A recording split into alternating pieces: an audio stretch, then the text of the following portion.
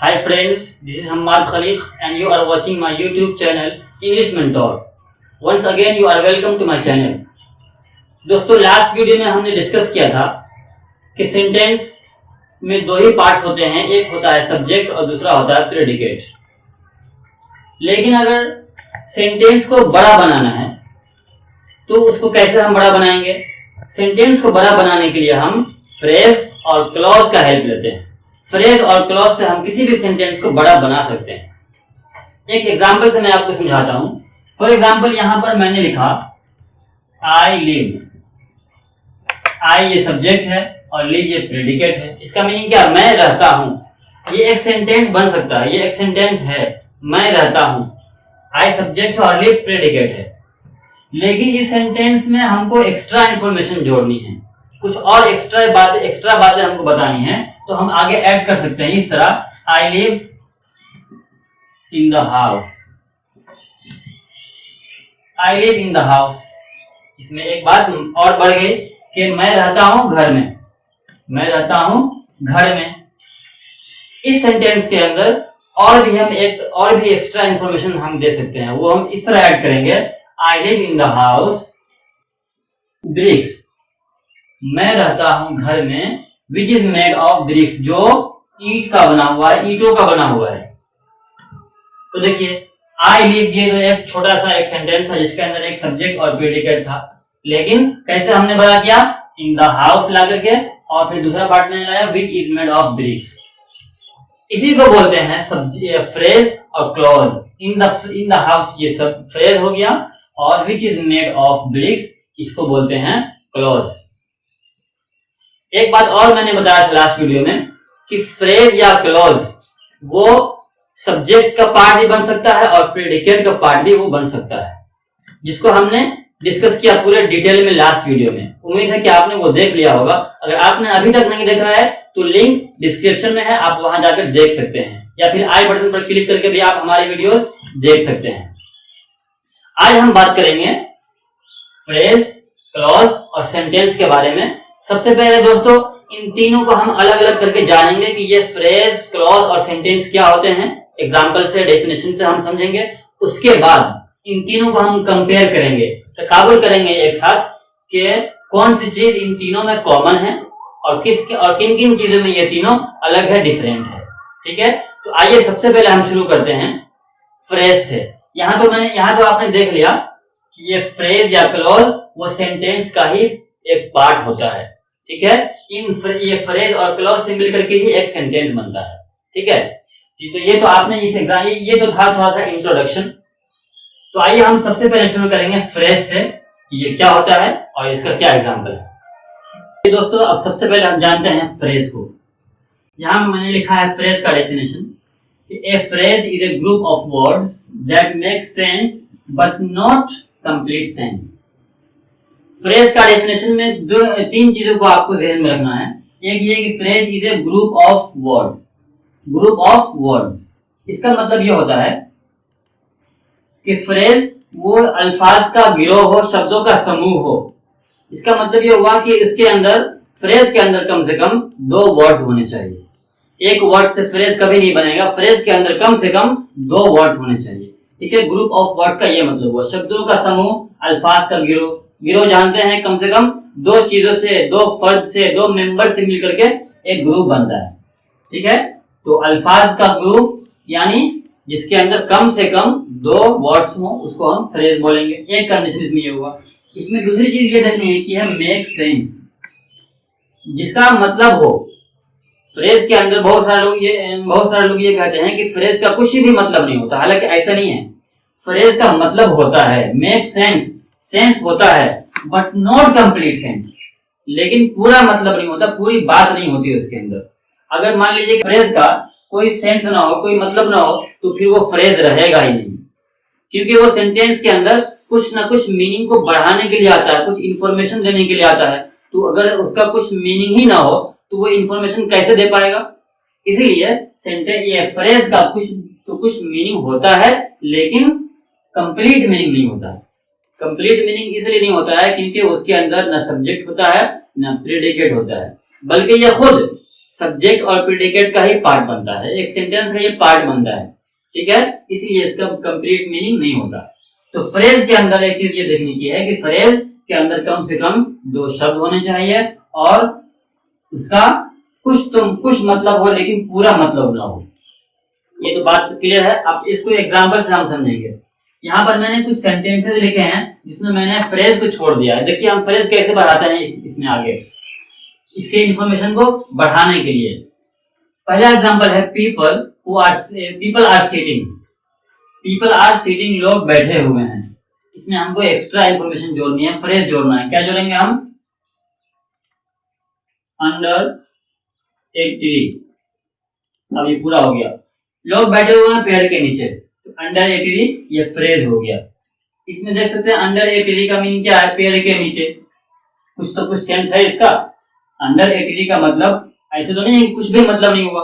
Under means नीचे और tree का मतलब पेड़, तो पेड़ के नीचे, ठीक है। लेकिन अंडर ए ट्री कहने से बात पूरी तो समझ में नहीं आती है, इसलिए ये कंप्लीट सेंस नहीं दे रहा है, ठीक है। इसलिए इसको हम फ्रेज कहते हैं। दूसरा एग्जांपल है शी हैज ए रिंग। उसके पास एक अंगूठी है। बात तो समझ में आ रही है, एक सेंटेंस है, लेकिन इसमें एक्स्ट्रा इंफॉर्मेशन हम बढ़ा सकते हैं, हम कुछ ऐड कर सकते हैं। वो क्या हम ऐड करेंगे? She has a ring of gold. अब क्या हो गया? मतलब उसके पास सोने की अंगूठी है। देखिए ऑफ गोल्ड, ये इसमें ग्रुप ऑफ वर्ड पाया गया, यानी कि एक से ज्यादा शब्द है इसके अंदर। ऑफ और गोल्ड 2 वर्ड से मिलकर के बना है ये। और ऑफ गोल्ड का मतलब ये होता है सोने का। इसका एक सेंस भी है लेकिन कंप्लीट सेंस नहीं है। सिर्फ ऑफ गोल्ड, सोने का, ये कह देने से बात समझ में नहीं आती है, ठीक है। तो ऑफ गोल्ड को भी हम फ्रेज कहेंगे। अगला एग्जांपल है द स्टार्स शाइन। सितारे चमकते हैं। इसमें हम क्या बढ़ाएंगे? एक्स्ट्रा क्या ऐड करेंगे? The stars shine at night. At night हम बढ़ा सकते हैं, सितारे रात में चमकते हैं। तो अब सेंटेंस और खूबसूरत बन गया ये एक्स्ट्रा इंफॉर्मेशन दे देने के बाद। अगला एग्जांपल है वी रीच्ड होम। हम घर पहुंच गए। हम घर पहुंच गए। इसमें हमको क्या बढ़ाएंगे? एक्स्ट्रा हम बढ़ाएंगे we reached home before sunset. सूरज ढलने से पहले, सूरज के गुरूब होने से पहले हम घर हम पहुंच गए। तो बिफोर सनसेट यह एक फ्रेज हुआ। अगला एग्जांपल है ही जॉइन्ड द पार्टी। उसने पार्टी में शिरकत की, उसने पार्टी ज्वाइन की। इसमें हम बढ़ाएंगे at the last moment. At the last moment, बिल्कुल आखिर लम्हे में, आखिर वक्त में उसने पार्टी में शिरकत की, वो पार्टी में आया। तो इसमें मैंने क्या बढ़ाया? At the last moment. At the last moment ये एक फ्रेज कहलाएगा, ठीक है। उसके बाद है स्टूडेंट्स। यहाँ पर खाली जगह मैंने छोड़ दिया फ्रेज के लिए। Were not allowed to enter the exam hall. Students कौन सा है? स्टूडेंट्स यानी इसका मतलब ये हुआ कि छात्रों को, तालिब इल्मों को इजाजत नहीं दी गई एग्जाम हॉल में दाखिल होने की, ठीक है। यहाँ पर हम देखिए क्या बढ़ाएंगे? स्टूडेंट्स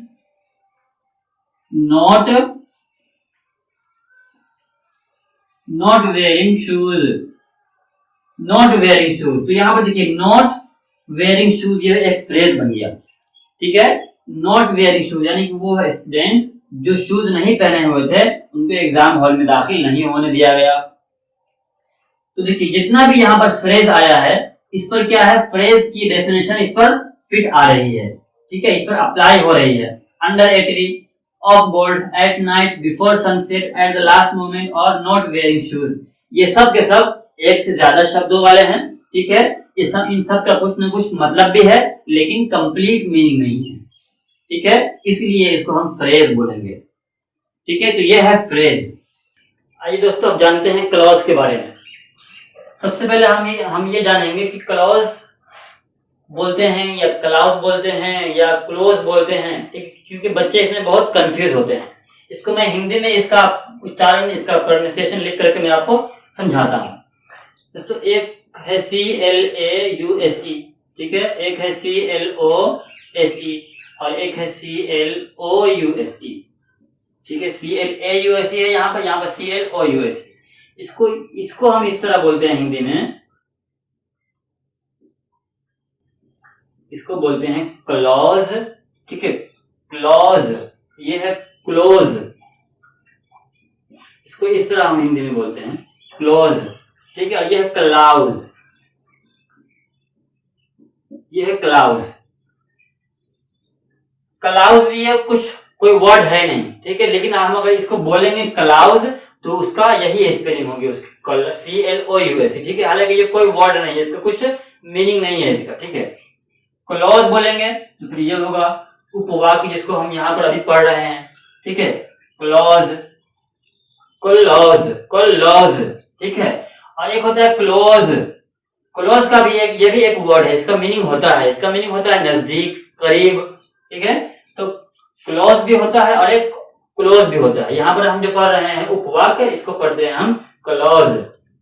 ठीक है, तो इसको जरा सा संभल करके बोलना है, क्योंकि इंग्लिश में जरा सा उतार चढ़ाव से बिल्कुल वर्ड क्या है चेंज हो जाता है, उसका मीनिंग भी डिफरेंट होता है।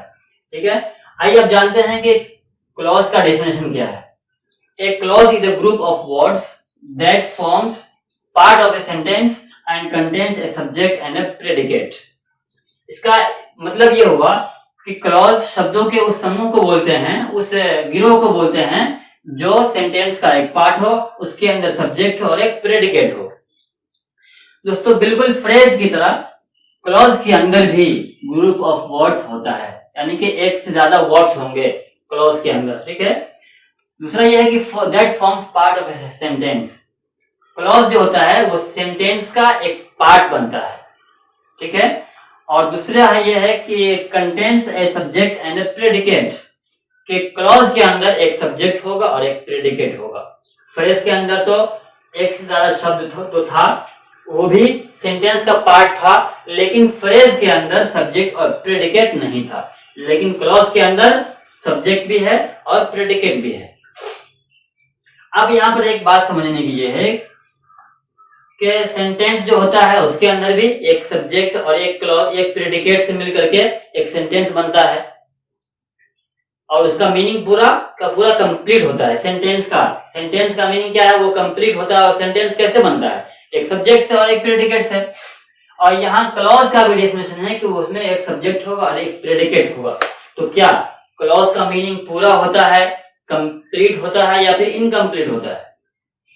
दोस्तों, क्लॉज का मीनिंग कंप्लीट भी हो सकता है और इनकम्प्लीट भी हो सकता है, यानी कि अधूरा भी हो सकता है और पूरा भी हो सकता है इसका मीनिंग। ठीक है, इसको हम क्लॉज को कई पार्ट्स में हम बांटते हैं। क्लॉज 3 टाइप के आते हैं। ठीक है, उसको हम अपने इस वीडियो के पार्ट 2 में हम पढ़ेंगे।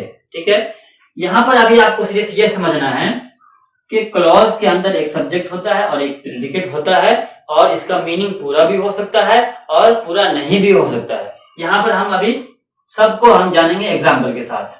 पहला एग्जाम्पल मैंने लिखा है, we cannot start while it is raining.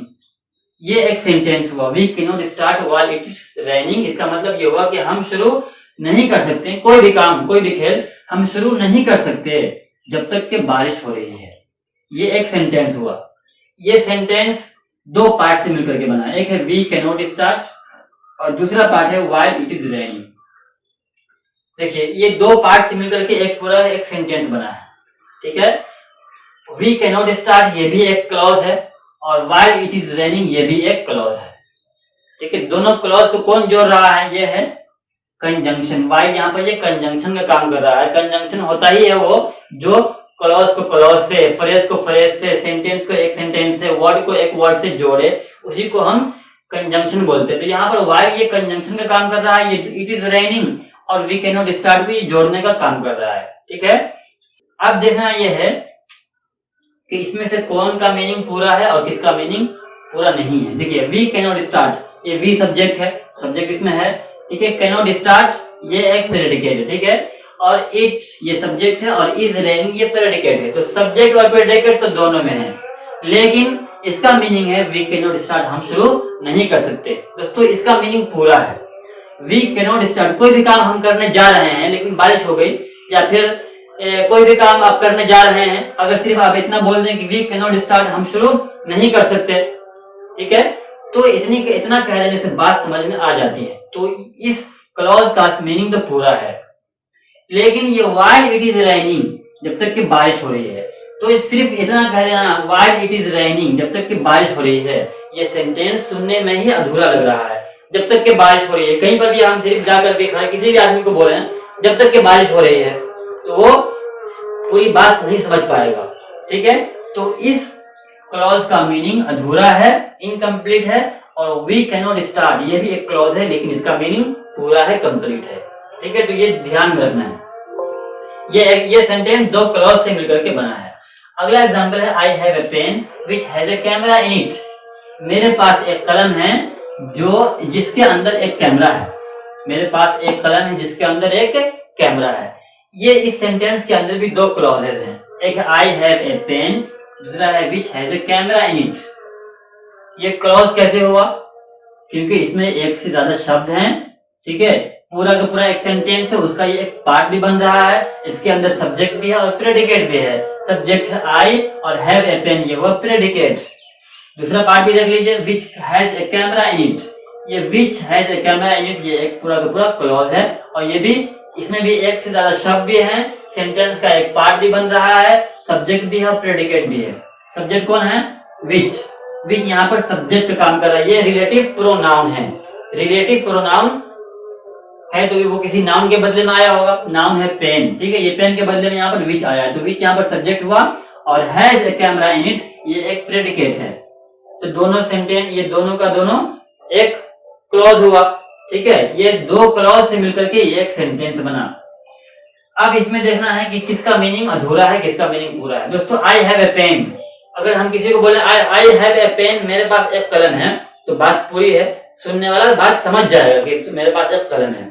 लेकिन अगर हम बोले विच has a camera in it, जिसमें कैमरा है, जिसमें कैमरा है, जिसमें कैमरा है, ये इतना बोल देने से बात समझ में नहीं आती है। इसलिए ये सेंटेंस क्लॉज तो है, लेकिन ये इसका सेंस अधूरा है। ठीक है, तो आई हैव ए पेन ये भी एक क्लॉज हुआ, और विच has a camera in it ये भी एक क्लॉज हुआ। तो क्लॉज का मीनिंग पूरा भी हो सकता है, उसका सेंस पूरा भी हो सकता है, और पूरा नहीं भी हो सकता है। ठीक है, जैसे हमने यहाँ पर देखा दोनों एग्जाम्पल में। अगला एग्जाम्पल है I think that you have made a mistake. मैं सोचता हूं, मेरा ख्याल है कि तुमने एक गलती की है। ठीक है, इसके अंदर भी दो पार्ट है, ये एक सेंटेंस है, ये दो पार्ट से मिलकर के बना है। एक है आई थिंक, दूसरा है that you have made a mistake. ये दो पार्ट से मिलकर के एक सेंटेंस बना है। ठीक है, ये ग्रुप ऑफ वर्ड भी है। देखिए, आई थिंक ये एक क्लॉज है। ठीक है, that you have made a mistake ये भी एक क्लॉज है। आई थिंक के अंदर भी एक से ज्यादा शब्द है, आई और थिंक, और that you have made a mistake इसके अंदर भी एक से ज्यादा शब्द है। ठीक है, उसके बाद दोनों के दोनों क्लॉज सेंटेंस का एक पार्ट भी है, ये भी एक पार्ट है, ये भी एक पार्ट है, दोनों पार्ट से मिलकर के एक सेंटेंस बना। इसमें सब्जेक्ट और प्रेडिकेट भी दोनों में है। देखिए, आई ये सब्जेक्ट है और थिंक ये प्रेडिकेट है। मैंने एक वीडियो में कहा था कि सब्जेक्ट और प्रेडिकेट एक एक शब्दों का भी हो सकता है। ठीक है, वहां पर आप जाके देख सकते हैं। आई थिंक ये एक क्लॉज है, और आई सब्जेक्ट हुआ, और थिंक क्या है? प्रेडिकेट है। यहाँ भी देखिए, that you have made a mistake, you ये सब्जेक्ट है, और हैव मेड ए मिस्टेक ये क्या है? प्रेडिकेट है। तो दोनों के दोनों क्लॉज में सब्जेक्ट और प्रेडिकेट दोनों है। अगला एग्जाम्पल है I know the man who stole the watch. मैं जानता हूं उस आदमी को, हु स्टोल द वॉच जिसने घड़ी चुराई है। इस सेंटेंस के अंदर भी दो पार्ट हैं, एक आई नो और एक आई नो द मैन, और एक who stole the watch. I know the man के अंदर भी एक सब्जेक्ट है और प्रेडिकेट है, शब्दों का ग्रुप भी है, और सेंटेंस का पार्ट भी है। ठीक है, ये एक दोनों, I know the man who stole the watch ये एक सेंटेंस हुआ। ठीक है, आई नो द मैन ये सेंटेंस का एक पार्ट हुआ, और हु स्टोल द वॉच ये भी एक सेंटेंस का पार्ट हुआ। ठीक है, दोनों के अंदर एक से ज्यादा शब्द भी हैं, और सब्जेक्ट और प्रेडिकेट भी हैं। आई सब्जेक्ट है, और नो द मैन ये प्रेडिकेट है। हु सब्जेक्ट है, और स्टोल द वॉच ये प्रेडिकेट है। ठीक है, लेकिन आई नो द मैन मैं आदमी को जानता हूं, इसका मीनिंग पूरा है, और हु स्टोल द वॉच जिसने घड़ी चुराई, जिसने घड़ी चुराई इसका मीनिंग अधूरा है। ठीक है, तो इससे आपको यह समझ में आया कि क्लॉज का मीनिंग पूरा भी हो सकता है और पूरा नहीं भी हो सकता है। ठीक है, तो इस डेफिनेशन को आप ध्यान में रखें कि क्लॉज के अंदर कम से कम 2 शब्द होंगे और क्लॉज वो सेंटेंस का एक पार्ट बनेगा। ठीक है, और क्लॉज के अंदर एक सब्जेक्ट होगा और एक प्रेडिकेट होगा। ठीक है, यहाँ आपने देख लिया कि इन सब क्लॉजेस का मीनिंग पूरा है और इन सब का मीनिंग अधूरा है, लेकिन है दोनों के दोनों क्लॉजेस। ये पूरे के पूरे एग्जाम्पल में आपने देखा कि सब का सब सेंटेंस 2 पार्ट से मिलकर के बना है, यानी 2 क्लॉज से मिलकर के बना है। तो उम्मीद है कि आपने फ्रेज और क्लॉज को सही ढंग से समझ लिया होगा। दोस्तों, सेंटेंस का डिटेल अगर आपको जानना है तो मैंने उस पर भी एक सेपरेट वीडियो बनाई है। यहाँ पर आप सिर्फ इतना जान लें कि a sentence is a group of words that makes a complete sense। कि सेंटेंस भी शब्दों का ग्रुप होता है, अल्फाज का गिरोह सेंटेंस भी होता है। ठीक है, लेकिन क्लॉज और फ्रेज की तरह मीनिंग उसका अधूरा नहीं होता। सेंटेंस का मीनिंग पूरा का पूरा कंप्लीट होता है। जैसे यहाँ पर आपने देखा ये सब के सब क्या है, सेंटेंस है। यहाँ पर मैंने 4 एग्जाम्पल्स लिखा है, ये सब के सब क्या है, ये सब सेंटेंस की एग्जाम्पल्स हैं। तो सेंटेंस भी आपने उम्मीद है कि समझ लिया होगा। तो ये था, सबको हमने अलग अलग करके समझा, फ्रेज को, क्लॉज को और सेंटेंस को। ठीक है, आइए अब चलते हैं, इन तीनों को हम कंपेयर करते हैं कि किन किन चीजों में ये तीनों कॉमन हैं और किन किन चीजों में ये तीनों अलग हैं।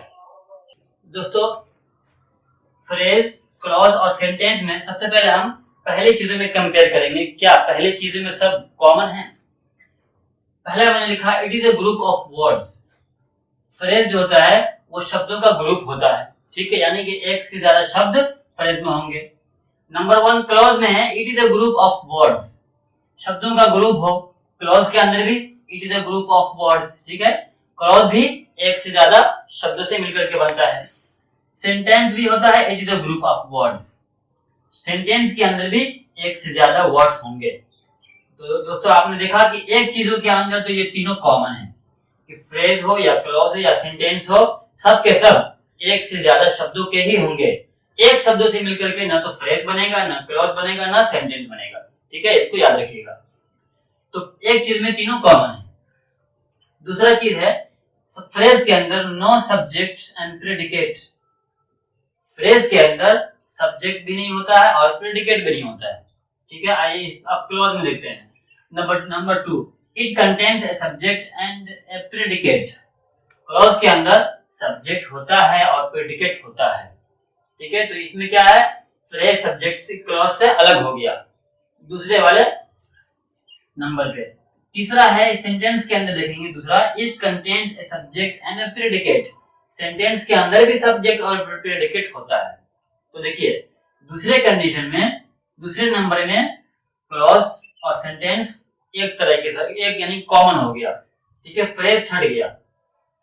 सेंटेंस के अंदर भी सब्जेक्ट होता है, प्रेडिकेट होता है, और क्लॉज के अंदर भी एक सब्जेक्ट और एक प्रेडिकेट होता है। नंबर 3 में देखते हैं फ्रेज नो कंप्लीट सेंस। देखिए, यहां मैंने लिखा है no complete sense, no sense मैंने नहीं लिखा है। नो सेंस लिखेंगे तो क्या होगा कि कुछ भी मतलब नहीं होता, हालांकि फ्रेज का मतलब तो होता है। ठीक है, इसलिए मैंने लिखा no complete sense. Complete meaning phrase में नहीं होता है। क्या क्लॉज में होता है? क्लॉज में है it can make complete sense और it can not make complete sense, यानी दोनों होता है क्लॉज के अंदर।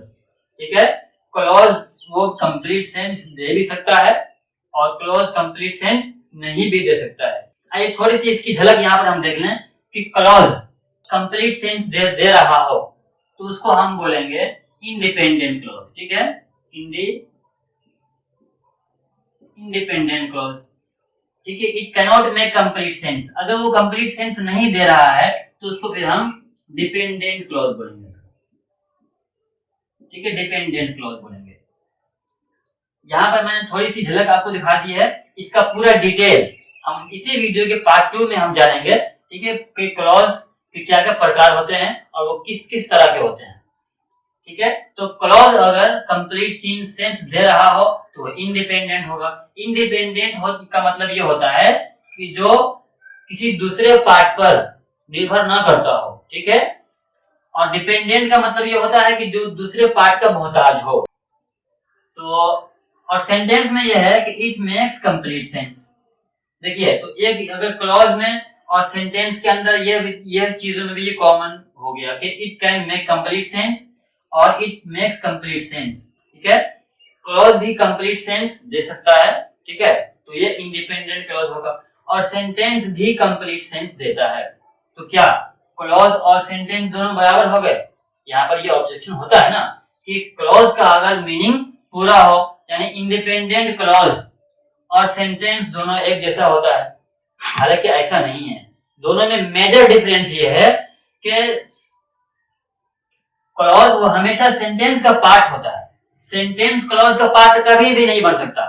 ठीक है, ये क्लॉज हमेशा सेंटेंस का एक पार्ट होता है। तो अगर इसका मीनिंग पूरा भी हो जाएगा क्लॉज का, वो इंडिपेंडेंट भी अगर हो जाएगा, फिर भी वो एक सेंटेंस का पार्ट ही रहेगा, सेंटेंस वो कभी बन नहीं सकता है। ठीक है, इसको हमेशा ध्यान में रखें। It is a major difference between clause and a sentence. तो आपने देखा कि फ्रेज जो होता है वो उसके अंदर एक से ज्यादा शब्द होंगे, क्लॉज के अंदर भी होंगे ये कंडीशन, और सेंटेंस भी के अंदर भी ये कंडीशन पाई जाएगी। ठीक है, लेकिन सब्जेक्ट और प्रेडिकेट फ्रेज में नहीं होगा। ठीक है, क्लॉज और सेंटेंस में सब्जेक्ट और प्रेडिकेट दोनों होगा। ठीक है, फ्रेज का मीनिंग अधूरा होगा, पूरा नहीं होगा, और क्लॉज का मीनिंग पूरा हो भी सकता है और पूरा नहीं भी हो सकता है। पूरा होगा तो इंडिपेंडेंट और अधूरा होगा तो डिपेंडेंट। ठीक है, और सेंटेंस का मीनिंग तो पूरा होता ही है। ठीक है दोस्तों, क्लॉज के बारे में एक चीज और जानने की है, वो ये है कि क्लॉज का सब्जेक्ट कभी कभी उसको खत्म भी कर दिया जाता है। Sometimes the subject of a clause is omitted. जैसे एक एग्जांपल आप देखिए, I went to Agra and visited the Taj Mahal. ये एक सेंटेंस हुआ। ये सेंटेंस दो क्लॉज से मिलकर के बनाया है, आई वेंट टू आगरा, ठीक है, और एक है and I visited the Taj Mahal. देखिए, तो सब्जेक्ट ये दोनों के दोनों ये क्लॉज हैं। ठीक है, क्लॉज के अंदर सब्जेक्ट और प्रेडिकेट दोनों होता है। यहाँ पर आप देखिए, आई वेंट टू आगरा, ये एक क्लॉज हुआ, तो आई सब्जेक्ट है और वेंट टू आगरा ये क्या है? प्रेडिकेट है। लेकिन एंड विजिटेड द ताजमहल, इसके अंदर सब्जेक्ट कहाँ है? हालांकि वो भी एक क्लॉज है, लेकिन सब्जेक्ट कहाँ है? तो इसलिए मैंने कहा कि कभी कभी क्लॉज के अंदर सब्जेक्ट को खत्म कर दिया जाता है। यहाँ पर क्या था subject? I went to Agra and I visited the Taj Mahal, मैं आगरा गया और मैं ताजमहल देखा। ठीक है, तो यहाँ पर आई को क्या है? ओमिट कर दिया गया है, खत्म कर दिया गया है। इसको याद रखें कि कभी कभी ये क्लॉज के अंदर से सब्जेक्ट को हटा दिया जाता है, उसको नहीं लिखा जाता है। दोस्तों, ये था comparison of phrase, clause and sentence. आपने देखा कि किन किन चीजों में ये तीनों कॉमन है और किन किन चीजों में ये तीनों डिफरेंट है, अलग अलग है। दोस्तों, मुझे उम्मीद है कि आज का ये वीडियो आपको पसंद आया होगा। फ्रेज, क्लॉज और सेंटेंस को आपने समझ लिया होगा। दोस्तों, आज हमने फ्रेज और क्लॉज, सेंटेंस का सिर्फ डेफिनेशन एग्जांपल के साथ समझा है। फ्रेज, क्लॉज के कई सारे काइंड्स होते हैं, अकसाम होते हैं, उन सबको हम अलग अलग वीडियोस में समझेंगे। सबसे पहले हम नेक्स्ट वीडियो में टाइप्स ऑफ क्लॉज के बारे में जानेंगे। क्लॉज कितने टाइप्स के होते हैं और वो कौन कौन से हैं। तो अगर आप हमारे चैनल पर नए हैं तो लाइक करें, शेयर करें और सब्सक्राइब करें। और अगर दोस्तों आपको हमारा ये वीडियो समझने में कोई परेशानी हो तो आप कमेंट में हमको जरूर बताएं।